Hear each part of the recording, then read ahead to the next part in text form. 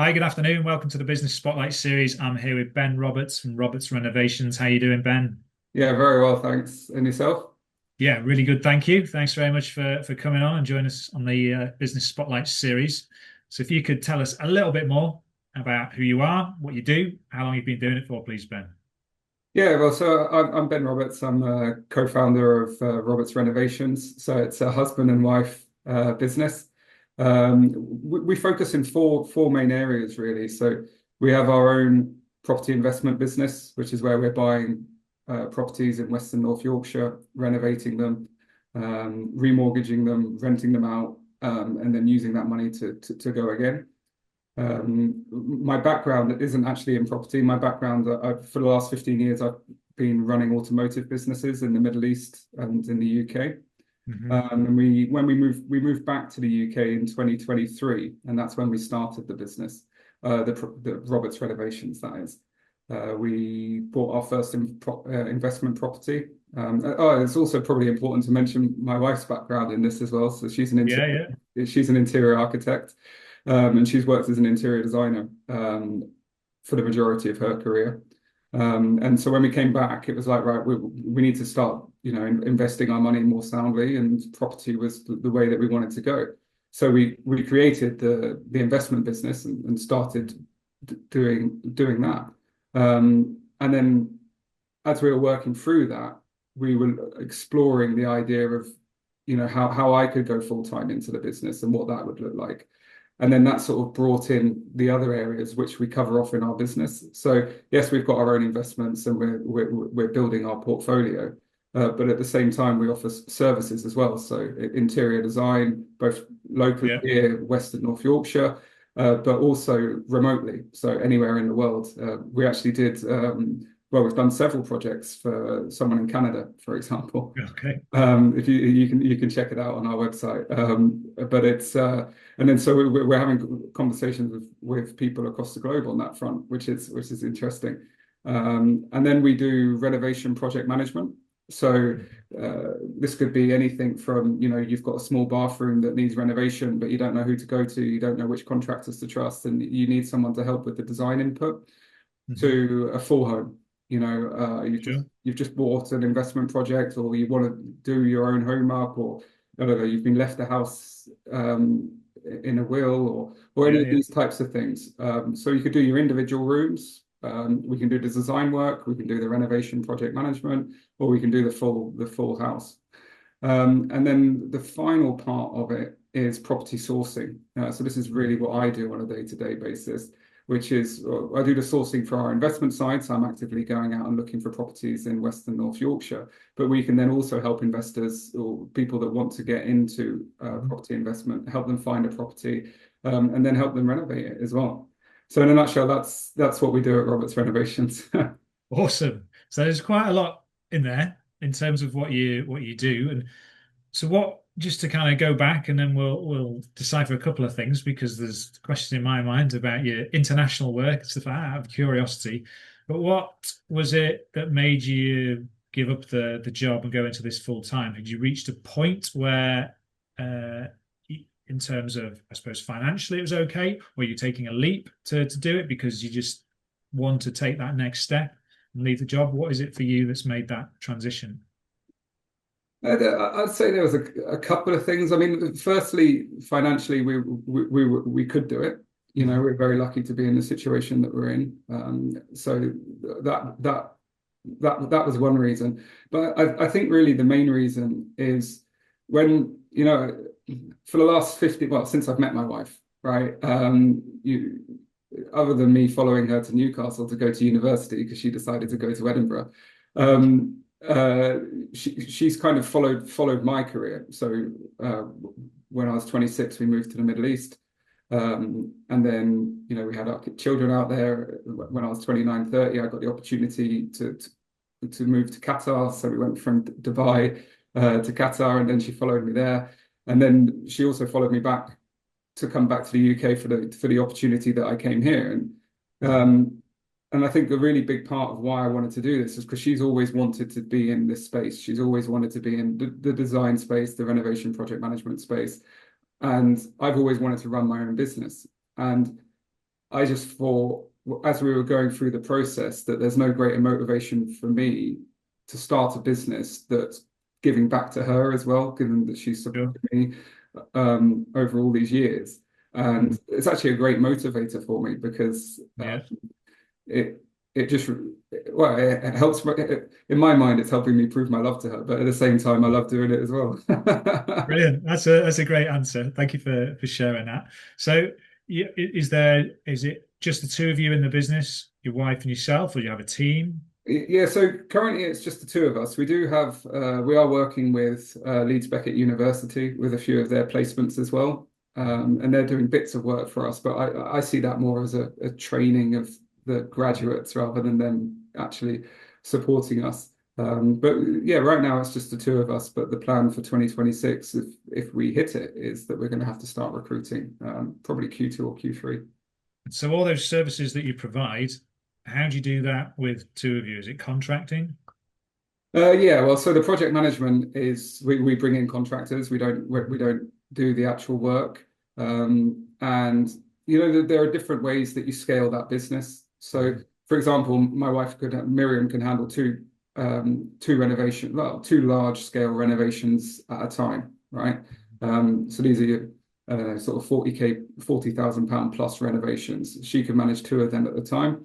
And then what we have is a series of um, contractors that can do all of the work for us so that when we're closing these contracts, we can go to them and they'll be able to take care of everything for us. So we're effectively then project managing the project manager. Um, so that gives us the scalability on the renovation front. And then because of my wife's background and the fact that she's been doing the interior design piece, certainly the remote bits, there are other people that we can bring in that we've worked in the past that could help us scale that too. But for us right now, we've only recently started. You know, I went full time in November. It's really then understanding, you know, what our capacity is, and then scaling the business appropriately. Yeah, brilliant. So, in terms of, I suppose, uh, your journey to date, Yeah. yeah, what if there's one word that you could use to describe it, what would that be? Oh, chaos. Tell me more about So it's just been a very steep learning curve. There's lots of ups, there's lots of downs, but you know, I think actually rather than chaos, it's organized chaos. I know you only gave me one word, so I have to that's choose one cool. of them. Yeah, expanded to two. Yeah, That makes a lot of sense. because really, when you know, I've been quite fortunate for my career, and I've worked with some really great people, and you know, educated myself well, and I've had some great mentors. And you know, as part of that, it's very clear to me, you know, if you want to be successful, you know, you need to have solid foundations. You need to have solid foundations. You need to have a clear plan, and you need to be able to scale a business, right? And if you don't have solid foundations, a clear plan, then the chances of you scaling a business significantly reduce. And so when we started and when I went full time in this, the first thing I did is right, how do I put in solid foundations? What are the foundations that are required to be able to scale this business? What is the plan? How are we going to do it? What is it that we're trying to deliver? And how is that going to work? Right. And then so we did that and we put that plan in place. And so there was organization, but then there's implementation. And Yeah, implementation, certainly in a new startup business, is chaotic because you know there are things happening all the time that you have to problem solve, you have to be able to pivot, you have to be able to move quickly. And if you don't have those solid foundations and you don't have a clear plan, then you could quickly, you know, the fastest point from A to Z is a straight line, right? But everyone knows that you're never yeah, going to go in that straight line. It's always going to go yeah, zigzag, yeah, zigzag, right? But if you don't know where you're going and you start zigzagging, then you could end up going in a completely different direction when you're listening to all of this stuff. So it's for me when it's organized chaos, it's all of this stuff is coming at us and we're dealing with it, but we're bit by bit making progress every day. We're having that continuous improvement. And so yeah, that's how I would summarize it. brilliant. I love that because for people watching, in terms of being able to relate to that, it's a great share. So thank you for that, and an honest share as well in terms of the organized chaos. But you're definitely right. You know, having a direction to know that the chaos is going in the right direction. Basically, Yeah, a focused chaos. yeah, for organized chaos, Yeah, yeah, organized you got chaos. to got to learn the lessons because they're just as important as a success as well along the way. So, in terms of what inspires you to do what you do, Ben, set up, we have maybe touched on it earlier in Yeah. terms of for the love of what you do, and obviously with your wife there as well. What is it for you? Is it anything else other than that, or would it be that? So my aspiration is to scale, and it always used to be to run a significant business, right? Mhm. I wanted to be a managing director, I wanted to be a general manager, I wanted to run. Certainly, when I was in the Middle East, I wanted to run a business, and then it was multiple businesses, and then Yeah, part of the reason I came back to the UK is because I wanted to run a bigger business. I wanted to test myself in a more saturated market, a more challenging market, and I wanted to see if those things worked and and then that then naturally progresses into, well, you want to do it for yourself. Mhm. There's only I've got quite a clear philosophy, mindset, best practice. I'm not really sure what the right words of how I want to do things, and I just want to and I want to prove to myself that that is correct and deliver on it, and really that's what I'm trying to do. I want to build something significant. Mhm. I want to build something that gives back to the local community. I want to leave legacy for my children. I know that's a cliche and everyone says you shouldn't say it, but I've got three beautiful kids, and Yeah, I want them to have more than I did. And as I said before, I want to support my wife's dreams and help her achieve what she wants to do. But I'm not here to run a small business. I want to scale this business. The dream is to, well, the business plan is you create a business blueprint that's effective in Western North Yorkshire. You scale it to Yorkshire. You scale it to other regions in the UK. My wife's German. We've lived and worked in the Middle East for 10 years. There's a lot of potential in what we're doing. yeah. Um, and it's just endless in terms of where do you reach. I don't really have an end goal. It's just Mhm. how big can you grow it? Yeah, in the Is time that that you have. I'm not sure if I've gone off piece there with that answer. No, that's a fantastic answer. I just listening to you, the reasons why you do it. It's kind of self growth, really, of what the opportunity is, and I can definitely see that coming across in the way that you talk. So it's interesting watching that. Thank you for the share. You Yeah. mentioned about different markets, saturated markets. So, what are the challenges and opportunities in this market?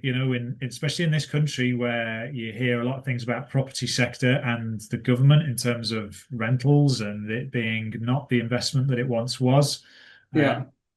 but again, attitude, isn't it? And knowledge and foundations around how to navigate those in order to make successful investments. Yeah. What would you be your kind of take on where things are at the moment, the challenges and opportunities? Yeah, well, I mean, we've been investing in property for a couple of years now, right? So Mhm. I can't pretend that I've been doing it for 30 and that, I've seen all the peaks and troughs and reasoning behind that. But But you may have, sorry to interrupt, but you may bring a naivety that sees other opportunities that other people can't see. So, well, 100%. Look, you can study the past, right? And you can guess the future. And the thing about the future is you have to be as informed as you possibly can be. So, mhm, I'm very well researched, and you look at the market right now and, you hear all the noise about property, right? So, for example, you could talk about the Renters' Rights Act and giving private tenants more rights mhm, against landlords. You could look at selective licensing that's coming in pretty much every single major city in the country, where you have to pay a fee to be a landlord just to do a simple buy-to-let property. You can look at things like Article 4, which is where you need to have a license and planning permission to convert a house into, it's called an HMO, which is basically where you've got mhm, three or more people that aren't from the same family living in the same building. And you can look at all of these things and you can go, oh, it's difficult. Oh, it's not going to work. And I look at it and I say, well, no, that's an opportunity because mhm. there's money to be made there. And if it's hard, it means less people are going to do it. Yeah, Um, And so you could look at all of those negatives and think, oh, God, it's never going to work. Or you could say, right, well, actually, let's have a look at some of the positives, right? I was reading an article in the Telegraph this morning that was saying that they're going to invest 45 billion pounds into the rail network in the north, right? Mhm. Savills released a paper saying that from 2026 to 2030, Yorkshire and Humber is going to be the most prosperous region in terms of capital appreciation at 28.8%, which is over 5% per year in terms of house Yeah, yeah. price growth. You could then and then I break that down even further, right? And I'll say, right, okay, so Yorkshire and Humber's 28.8. If you look at Wakefield and Bradford, just over the last 5 years, they've both gone up by over 30% on average across every single house sold, right? Mhm. And then you break that down further and you say, right, within Bradford, there are regions that have gone up by over 50%. In Leeds, Beeston, Holbeck, Hunslet, because of the South Bank regeneration, they've all gone up by, I think, 43% over the last 5 years. So if you listen to all of the newspapers, you'll never do anything, right? Sure. If you inform yourself and do your research and look at like where is the regeneration happening, where is the investment going, where has performed well over the last 5 years, I'd actually Mhm. say that Yorkshire and Humber is a fantastic place to be investing in property right now. Excellent. And therein, that explanation lies one of the reasons that you're doing what you're doing. And, Well, and you seem like there's other things going on there because you have to want to do that kind of research. It has to come from somewhere within, I guess. And there may be an opportunity somewhere, but if you're not passionate about it, if you're not willing to do the research, that shows you that that's not the opportunity for you. But to say from what you've just sort of said there, you could definitely feel like, okay, this guy's doing the right thing for him and sees the opportunity and wants to go there, which is fantastic. So just before we finish up, Ben, in terms of any advice for people starting out with a startup, where you're at, or any reflections, obviously, on your career and people starting in business, what would that piece of advice be? but just one single piece of advice. Yeah, or even if something in hindsight you said, I wish I knew this before I took the leap or anything like that. I think the most important thing it comes when you're trying to do anything in life, whether it's starting a business or doing anything, it is you need to know where the end goal is, right? Mhm. If you don't know where the end goal is, where are you going, right? And that's compounding because if everything you're doing is leading towards that end goal, then how can you not be successful at whatever you're trying to achieve, right? Or you're certainly a lot more likely to be successful if everything that you do is trying to get to that end goal. So, to break that down into a little bit more detail, I know exactly what I'm trying to deliver as a business. So everything that I spend my time on is linking into trying to achieve that, right? And you'll make mistakes. You can't get everything right every time. But if you don't know where you're going and you're just doing things because you like it or because you're reactive or um, you'll never have as much chance of being successful at whatever you're trying to achieve. So I'd say that's the most important thing. And then I'd say that there's another really important thing, which is if you want to be the best at anything, you have to work harder than everybody else. Nothing ever going to be given to you for free, right? Mhm. And those people that think that it should be are the ones that aren't going to be as successful. You need to have a plan and you need to work as hard as you possibly can to achieve that. And you put those two things together, and obviously there's loads more things that are super important that you need to do. But if you don't have those two things, right, then Yeah, I don't think you'll have as well. You will not have the same chance to be successful as someone that does. good advice. It's something that here at Action Coach we do look to help people with, business owners with on that journey, and yeah, having that focus, which you say increases your chance of success because of that direction that is needed in order to make the progress to head to where you want to go to. So, in terms of finishing up, then Ben, and sharing any latest news about what you're up to, I think we Yeah. possibly covered a fair bit. But if there's any more you want to share, feel free. Or if people are keen to get in touch with you about what you do, your services, or just to kind of network, really, feel free to share a website or contact details. Yeah, well, you're more please go check out our website. It's www.robertsrenovations.co.uk. I'm quite active on LinkedIn. That's probably the best way to reach out to me. Ben Roberts. You can find me on there. Ben Roberts, Roberts Renovations. Fairly easy to find. In terms of big news, we're just completing our fourth house now in Pudsey. So I'll be sharing the final photos of them hopefully by the end of next week. And we have closed our first sourcing client on Monday. So we already have one investor who's willing, well, who's asking for us to source them a property. Brilliant. We're in conversations with a few more. So I'm hoping 2026 is going to be ace. Excellent. We discussed earlier, you're on track with your plan, and that plan probably looks like it's going to change to go a bit bigger earlier. 100%. Awesome. You've got to reset. You know, you have a plan, and then once you achieve it, it's like any personal development plan. I remember when I was at university and I wrote my first personal development plan. I said I wanted to be in middle management within 10 years, and I'd achieved that within two. So then the next step was I want to run a company, and then it was I want to run multiple companies. So you know you have a plan so that you can achieve it, right? And Yeah. then the faster you do the things that are going to help you deliver it, the quicker you achieve it, and the quicker you can reset it. Nice. Another good share. We'll share that out soon. Thanks, Ben. Been a great chance to talk with you and understand more about you. And I wish you all the best for the future success of the business. Thank you so much. It's been great. Thanks for having me.